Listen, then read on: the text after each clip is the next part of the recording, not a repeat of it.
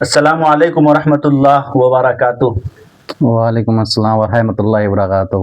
اور صدام بھائی خیریت سے ہیں؟ جی الحمدللہ۔ اسلام کے بارے میں آپ سے کچھ سوال کرنا چاہتا ہوں، بتائیں گے؟ دیکھیں گے، کوشش کریں گے بتا سکیں۔ انشاءاللہ۔ تو عمر کو جانتے ہیں آپ؟ عمر کو جانتے ہیں، وہ تو ہماری خالہ کا لڑکا ہے۔ ارے وہ نہیں، میری مراد یعنی حضرت عمر کو جانتے ہیں آپ؟ ارے حضرت عمر کو کون نہیں جانتا، مسلمان ہے تو ہر کوئی جانتا۔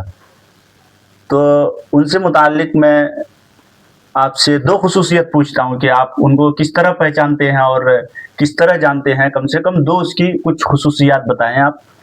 ان کے بارے میں تو میں نے سنا ہے کہ ایک بار مدینہ منورہ میں زلزلہ آیا تھا، تو حضرت عمر نے کوڑا مارا زمین پر اور کہا کیا میں نے انصاف نہیں کیا، تو زلزلہ رک گیا وہیں پر۔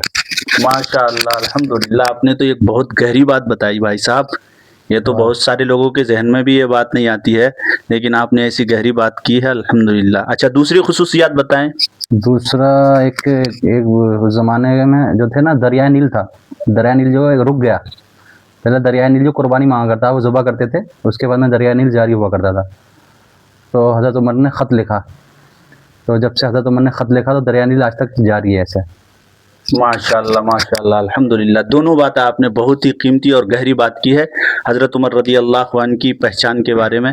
تو آپ لوگ بھی حضرت عمر کی بہت سارے مناقب و فضائل ہے، آپ کو جو بھی معلوم ہے ایک دو ضرور بتائیں حضرت عمر کے بارے میں کہ حضرت عمر کی اور کیا کیا خصوصیت تھی۔